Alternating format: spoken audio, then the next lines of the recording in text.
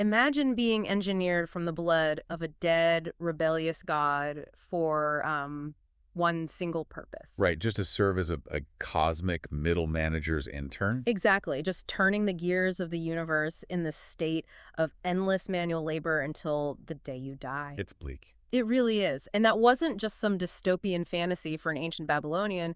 That was their literal blueprint for reality. Their actual day-to-day worldview. Yeah. So, welcome. Today we are taking you on a custom-tailored deep dive into an incredibly fascinating piece of source material. It's this sweeping, highly detailed comparative architectural study of ancient cultural systems. And we are going to explore how early human civilizations completely leveled up, going from localized tribal shamanism to massive institutionalized state systems. And we're looking at this through the lens of pure architecture, not just myths or bedtime stories, but the actual structural blueprints of how these people believed reality was held together. It is a profound shift in human history. I mean, when human beings started settling along great rivers, scaling up their populations, building cities, and inventing complex bureaucracy, their relationship with the universe had to scale up too. Naturally. Yeah. The source material maps this out using a central framework they call the ontological equation. Okay, let's unpack this right away, because ontological is one of those dense philosophical words. Oh, totally. It sounds intimidating. It does, but the sources define it simply as the very nature of existence, like how reality is built and what it actually means to exist. But how does an equation apply to that? Well, it sounds like a paradox, I know, but it breaks down into three very absolute variables that govern every single human culture. First, you have variable X. Okay. X represents order. Yeah. This is the law, the structural integrity of society, linear time, civilization, basically all the rules that keep the physical world running. Right, but you can't have order without something pushing against it. Precisely. And that brings us to variable Y, which is chaos. Okay, the opposite. Exactly. Y is the unseen, the raw, unbridled energy of the universe. Yeah. It's entropy, destruction, the wildness of nature, really, all the things we cannot easily control or measure. Which naturally creates an existential problem. If you have X, the order we desperately want, and Y, the chaos that constantly threatens to obliterate it, they're going to rub together. Oh, yeah. The cosmic friction. Then that cosmic friction is where the magic happens, bringing us to the most important variable of all, variable T. T. Yes. T is the interface. It is the reconciling mechanism. Every single culture, mythology, and religious system is ultimately an infrastructure engineered to manage the friction between X and Y. So it's a tool. Exactly. The interface is the tool, whether that's a literal god, a specific physical ritual, a human king, or even just an abstract concept. It channels chaos into order so that existence doesn't just, collapse into a black hole. It is such a brilliant way to look at human history. And our roadmap for you today is going to trace exactly how this interface evolved.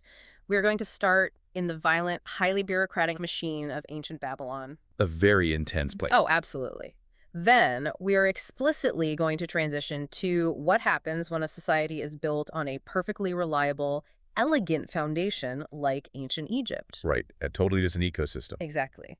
And finally, we'll move away from the safety of river valleys altogether and dive into the deeply physical, highly permeable world of the Canaanites and Phoenicians. What's fascinating here is that while the equation never changes, it is always X, Y, and T, the specific way a culture solves that equation tells you everything you need to know about them. Like what it was actually like to live there. Yes, to breathe the air and try to survive in their exact environment. Well, let's start with Babylon, because looking at the sources, their creation myth is terrifyingly intense. It's brutal. Yeah. According to the architecture of their belief, the universe doesn't start with a bang. It starts in a state of absolute primal division. Right. You have Apsu representing the quiet, sweet, fresh waters. He is peace. He is quiet order. Yeah. And then you have Tiamat. Tiamat is the salt waters. Ugh. She is raw, wild, infinite chaos. So how do these two forces actually come into conflict? Well, it's not a moral battle between good and evil, which is how modern minds usually frame these things. Yeah, right. We always want a good guy and a bad guy. Exactly. But here, it's effectively a noise complaint. A noise complaint. Yeah. Apsu and Tiamat create these younger gods, and those younger gods start doing what life does. They become active, they make noise, they create storms and movement. Okay. And this active, bustling order disrupts the ancient, quiet peace of Apsu and Tiamat.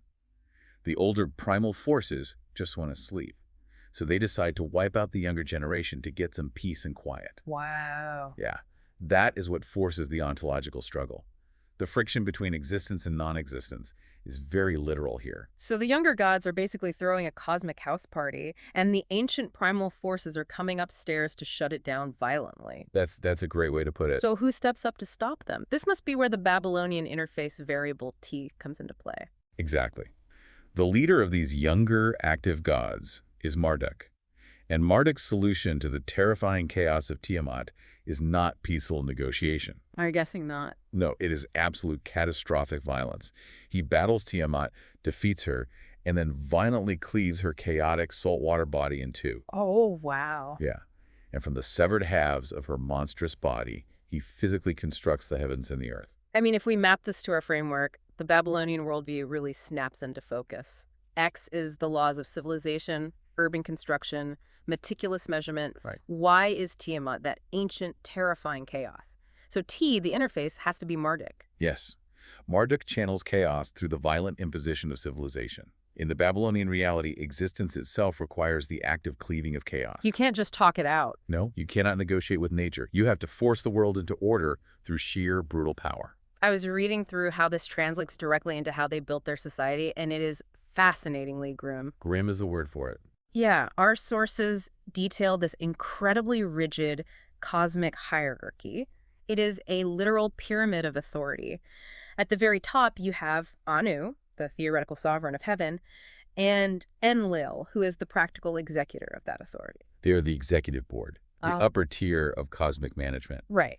Then, right below them, you have the middle tier. This is made up of 300 gods of heaven, called the Igi, and 300 gods of the underworld, the Anunnaki. And their job. Their job is to manage the intricate cycles of nature. They are the middle managers of the cosmos, making sure the rivers flow and the crops grow. But the middle managers get tired, right? The sources note that this maintenance work is just exhausting. Oh, completely exhausting. So they decide to engineer a solution, which is where humanity comes in. Yeah. And the story of human creation here blew my mind. It's not exactly a fairy tale. No, we weren't created in the image of something beautiful or out of divine love. The texts say humans were engineered from the blood of a rebellious, chaotic god named Kingu who was executed. We were literally built to take over the hard maintenance work so the gods could rest. It is the ultimate functional reality. If you are an ancient Babylonian, your goal in life is not personal redemption. It's not about achieving a warm, moral closeness to the divine or finding inner peace. Right. The goal is the mechanical maintenance of cosmic order. You appease the gods through rigid rituals, heavy sacrifices, and back-breaking physical labor so the cosmic system doesn't break down. That is just a bleak, endless corporate grind. It really is. Humans are just cogs in a divine machine turning the gears, and there's no retirement plan. There's no happy ending where the good guys go to a beautiful heaven and rest on clouds. Nope, none of that. The machine operates on a closed, infinite cycle, requiring constant manual turning to keep chaos at bay. But why? Why did they view the universe in such a punishing way? Well, if we connect this to the bigger picture, you have to look at the environment that produced this theology. Yeah. Mesopotamia, where Babylon was situated, was an incredibly harsh, unforgiving place. You're right, the river. Exactly. The Tigris and Euphrates rivers were completely unpredictable. They didn't flood gently. They flooded violently, wiping out entire settlements, destroying a year's worth of crops in an afternoon. It Wow. was a place of flash floods, constant warfare between city-states, and harsh physical realities. Yeah. So, of course, their theology reflects a closed loop of violent tension and forced manual labor. It perfectly mirrors their world. Yes, their daily reality was a harsh imposition of order onto a violent landscape. Which makes perfect sense, and it provides the perfect, explicit transition here.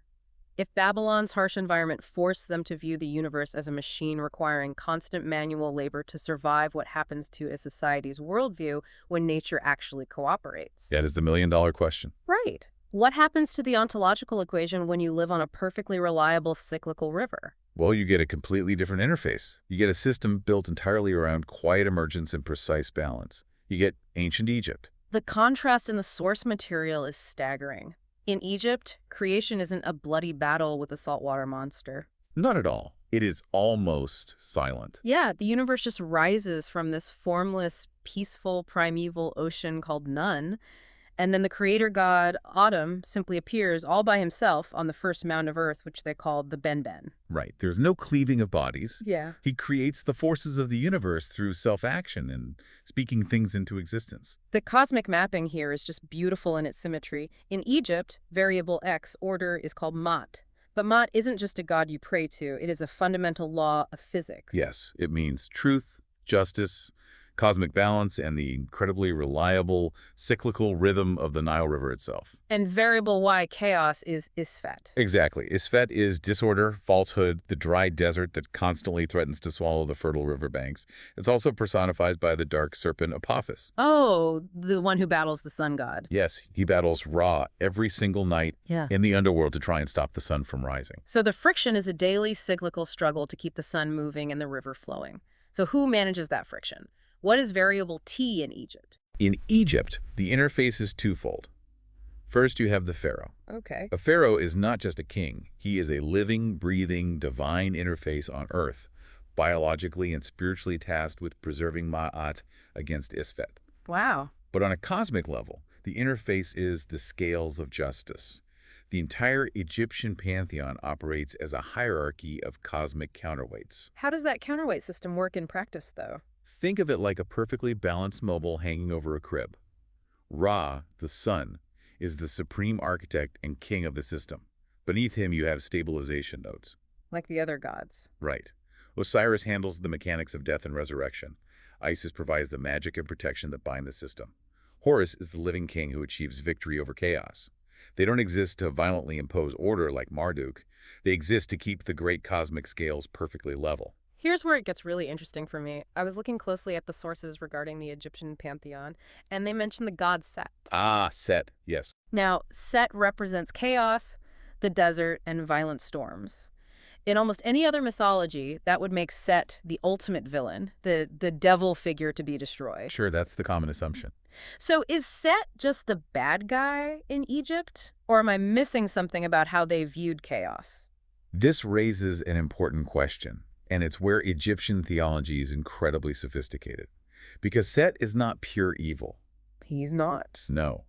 In their architectural framework, Set is a structural necessity. He represents the tension required to hold the system together. Wait, tension is a good thing. In architecture, absolutely, you need it.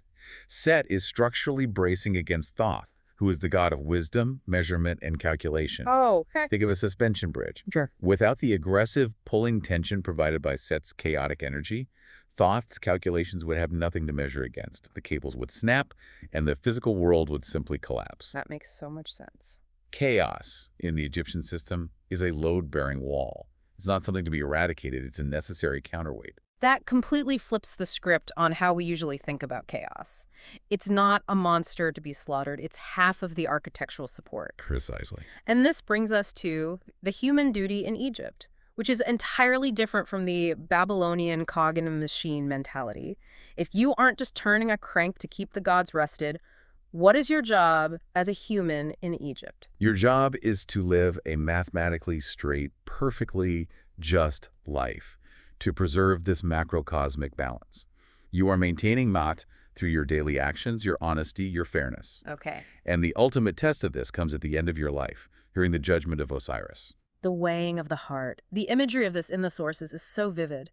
When an ancient Egyptian died, they believed their literal heart, which was the seat of their mind, their memories, and their actions, was placed on a cosmic scale. Right. And on the other side of the scale was the feather of Ma'at. A literal feather. Yes, a feather of truth.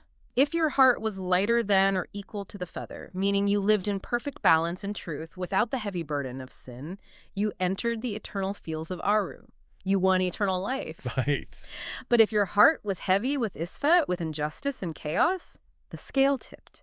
And waiting right next to the scale was a terrifying creature called the Devourer. And it simply ate your heart. Yeah.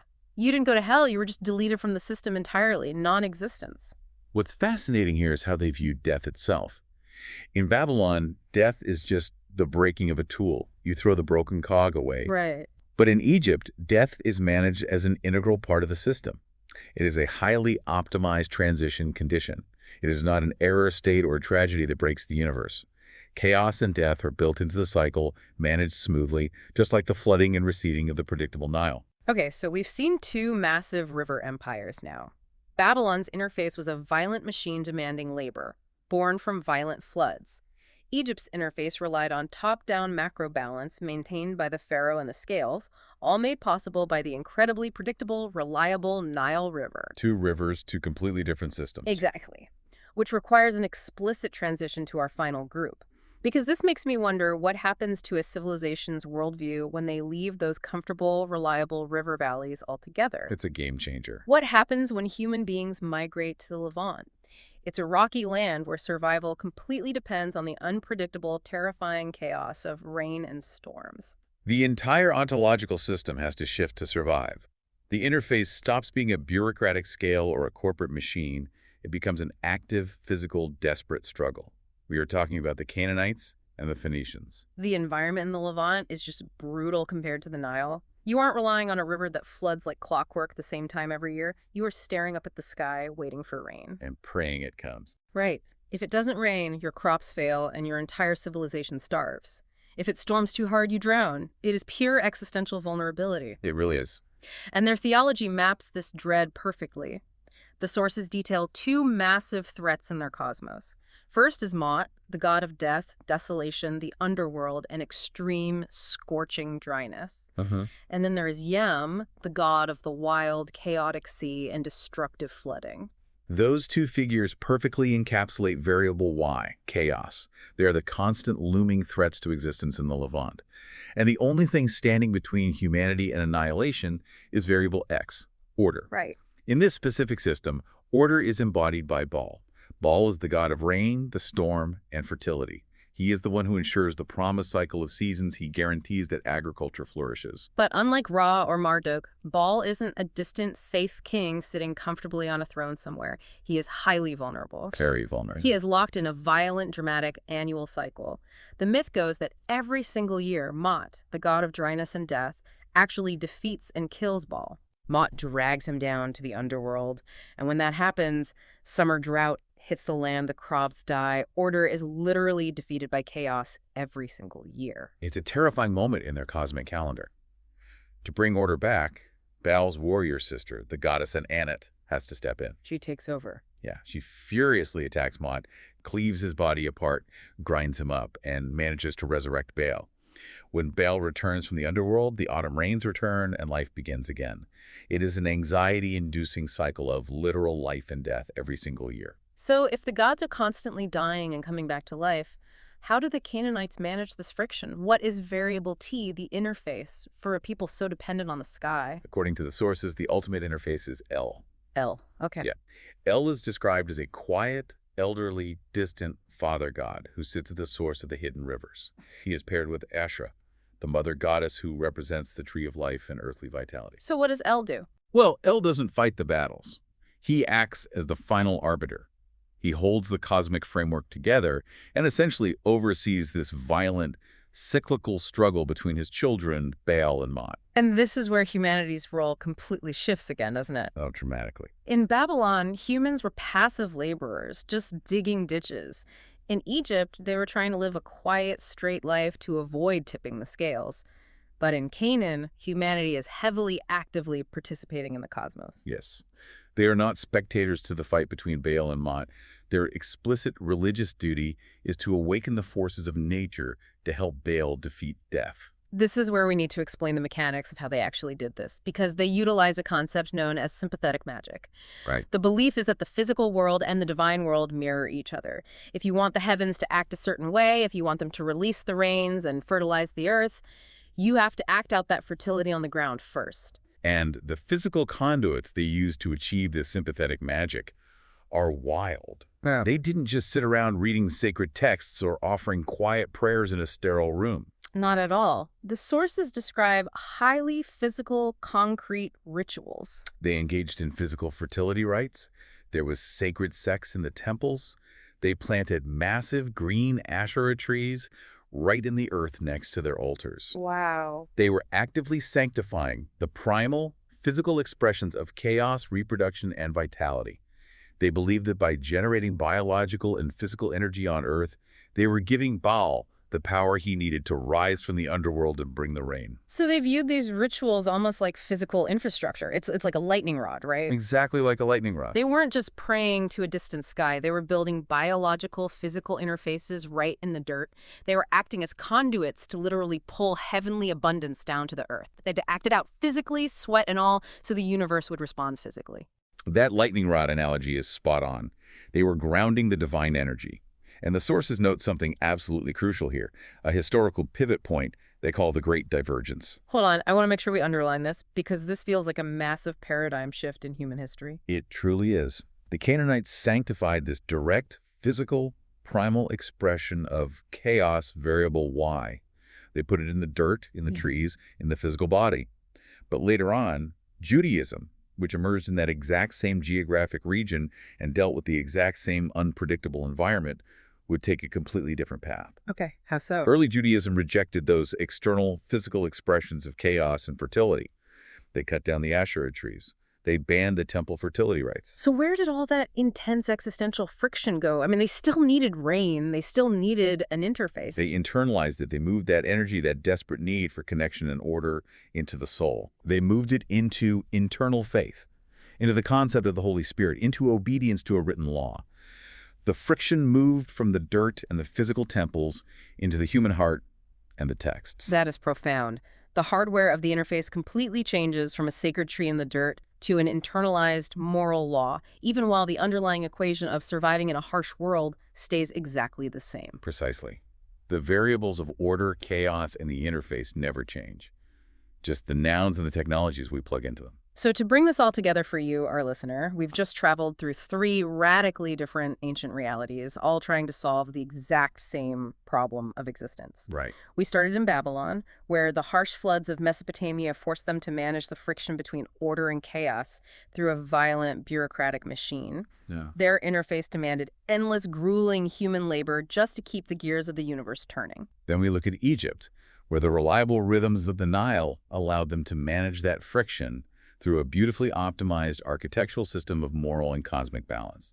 An interface built on a scale. Yes, weighing truth against disorder, where even death was just a smooth transition in the cosmic math. And finally, we saw Canaan, where the terrifying vulnerability of waiting for rain forced them to manage that friction through highly permeable, deeply physical rituals. Their interface was humanity acting as biological lightning rods, using sympathetic magic in the dirt to pull life-saving rain from unpredictable skies. 3 distinct environments, 3 totally distinct solutions to the exact same ontological equation. And this is why studying ancient architecture, the blueprints of their reality, is so vital, because the ontological equation hasn't gone anywhere. It really hasn't. We still live in a world governed by X, the structures, laws, and civilizations we try to build. And Y, the inevitable chaos, energy, and entropy that constantly threatens to pull it all apart. Humanity always, in every single era, has to figure out how to manage that friction. So what does this all mean for us today? Why spend time mapping out how ancient river empires solved a cosmic math problem? Well, it leaves us with a pretty massive question to chew on as you go about your day. It definitely does. If ancient empires built their interfaces out of mythological blood, cosmic scales, and sacred trees just to keep their worlds from falling apart, what exactly is our modern society's interface? Right. When you look around at our algorithms, our legal systems, our hyper-connected technology, our politics... How are we managing the friction? Are we currently functioning as the cogs in a giant, endless machine? Or are we the balancers holding the scales of justice? Or are we just the lightning rods standing in the storm trying to ground the chaos? It's something to think about. Thank you so much for taking this deep dive with us today.